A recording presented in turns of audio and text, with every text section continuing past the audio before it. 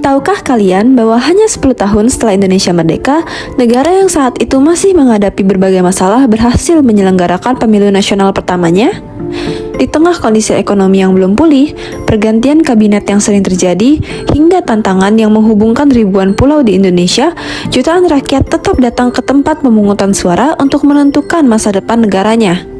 Pemilu yang diselenggarakan pada tahun 1955 ini kemudian dikenang sebagai salah satu pemilu paling demokratis dalam sejarah Indonesia. Untuk memahami mengapa pemilu 1955 begitu penting, kita perlu melihat terlebih dahulu kondisi Indonesia pada saat itu. Indonesia memang telah memproklamasikan kemerdekaannya pada tanggal 17 Agustus 1945. Namun, setelah itu bangsa Indonesia masih harus berjuang mempertahankan kemerdekaan dari Belanda hingga akhirnya kedaulatan Indonesia diakui pada tahun 1949. Memasuki tahun 1950, Indonesia menggunakan Undang-Undang Dasar Sementara 1950 dan menerapkan sistem demokrasi parlementer. Dalam sistem ini, pemerintahan dipimpin oleh seorang Perdana Menteri, sedangkan Presiden berperan sebagai kepala negara. Sayangnya, sistem parlementer membuat kabinet sering berganti karena kehilangan dukungan dari parlemen. Akibatnya, program-program pemerintah sering terhenti sebelum sempat diselesaikan. Selain masalah politik, kondisi ekonomi Indonesia juga masih cukup sulit. Banyak infrastruktur rusak akibat perang kemerdekaan, angka kemiskinan masih tinggi, dan pembangunan yang belum merata. Di beberapa daerah juga muncul berbagai pemberontakan yang mengancam stabilitas negara. Meskipun menghadapi banyak tantangan, pemerintah tetap ingin membangun Indonesia sebagai negara demokrasi. Salah satu caranya adalah dengan memberikan kesempatan kepada rakyat untuk memilih wakilnya sendiri melalui pemilihan umum.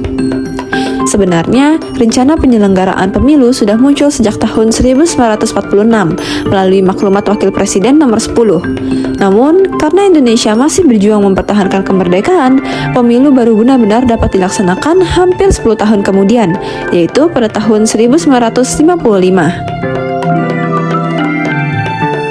Pemilu pertama Indonesia bukan hanya bertujuan memilih anggota DPR. Ada dua tujuan utama penyelenggaraan pemilu ini.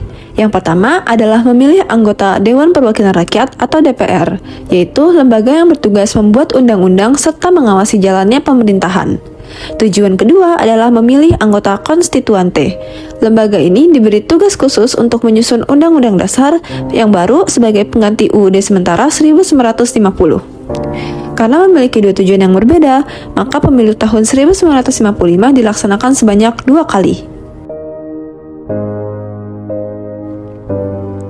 Menyelenggarakan pemilu nasional pertama tentu bukan pekerjaan yang mudah. Sebagai dasar hukum, pemerintah mengesahkan Undang-Undang Nomor 7 Tahun 1953 tentang pemilihan umum anggota DPR dan konstituante. Selanjutnya, pemerintah membentuk Panitia Pemilihan Indonesia atau PPI sebagai penyelenggaraan pemilu di tingkat pusat.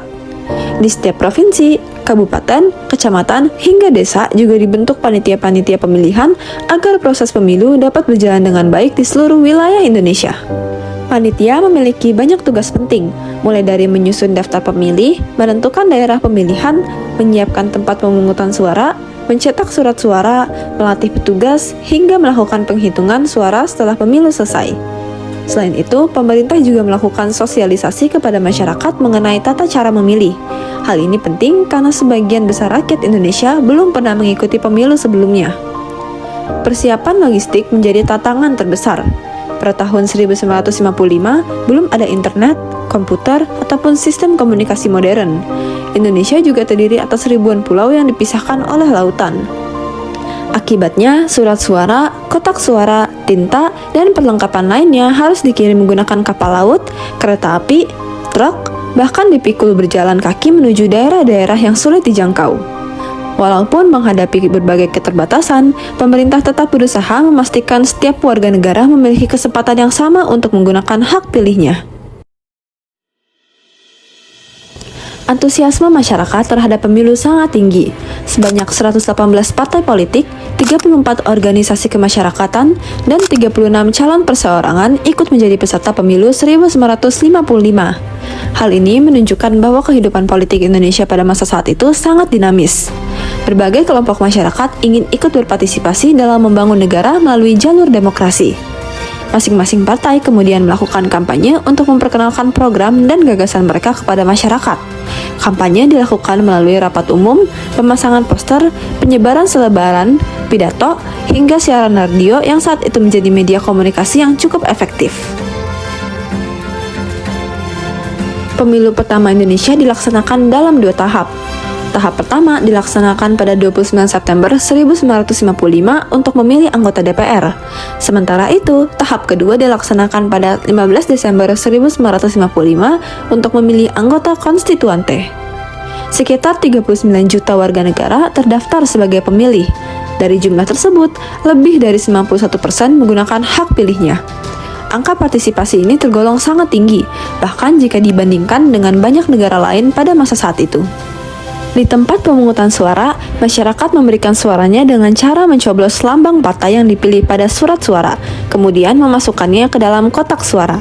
Walaupun masih menghadapi berbagai kendala transportasi dan komunikasi, pelaksanaan pemilu berlangsung relatif tertib, aman, dan jujur. Banyak pengamat menilai pemilu 1955 sebagai salah satu pemilu paling demokratis yang pernah diselenggarakan di Indonesia. Setelah seluruh suara dihitung, tidak ada satu partai pun yang memperoleh suara mayoritas. 4 partai dengan perolehan suara terbesar adalah: yang pertama, Partai Nasional Indonesia atau PNI memperoleh sekitar 22,3% suara dan mendapatkan 57 kursi DPR. Yang kedua, Masyumi memperoleh sekitar 20,9% suara dan juga memperoleh 57 kursi DPR. Yang ketiga, Nahdlatul Ulama atau NU memperoleh sekitar 18,4% suara dan mendapatkan 45 kursi DPR.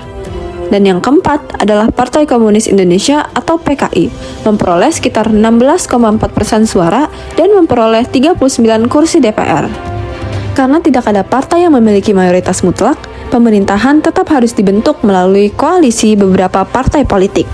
Akibatnya, pergantian kabinet masih terus terjadi pada masa demokrasi parlementer. Sementara itu, anggota konstituante mulai menjalankan tugasnya untuk menyusun undang-undang dasar yang baru. Namun, setelah bersidang selama beberapa tahun, konstituante tidak berhasil mencapai kesepakatan mengenai dasar negara maupun konstitusi yang akan digunakan. Akhirnya, pada tanggal 5 Juli 1959, Presiden Soekarno mengeluarkan dekret presiden yang membubarkan konstituante dan memberlakukan kembali UUD 1945 sebagai konstitusi Indonesia. Pemilu tahun 1955 memiliki arti yang sangat penting bagi sejarah Indonesia.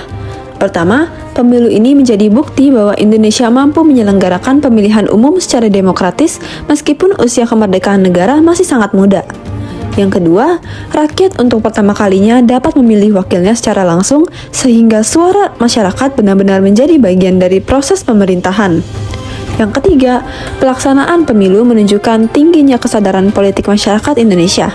Tingkat partisipasi yang mencapai lebih dari 90% membuktikan bahwa masyarakat memiliki semangat besar untuk ikut menentukan arah pembangunan bangsa. Selain itu, pengalaman penyelenggaraan pemilu 1955 menjadi dasar bagi pelaksanaan pemilu-pemilu berikutnya di Indonesia. Pemilu pertama Indonesia pada tahun 1955 bukan hanya sebuah kegiatan memilih wakil rakyat. Lebih dari itu, pemilu ini menjadi simbol bahwa bangsa Indonesia mampu membangun kehidupan demokrasi di tengah berbagai tantangan yang dihadapi setelah kemerdekaan. Semangat partisipasi, kejujuran, dan tanggung jawab yang ditunjukkan masyarakat pada saat itu menjadi salah satu fondasi penting bagi perkembangan demokrasi Indonesia hingga sekarang. Demikian pembahasan mengenai pemilu pertama Indonesia tahun 1955. Terima kasih telah menyimak. Semoga video ini dapat menambah wawasan kita tentang salah satu peristiwa penting dalam sejarah bangsa Indonesia.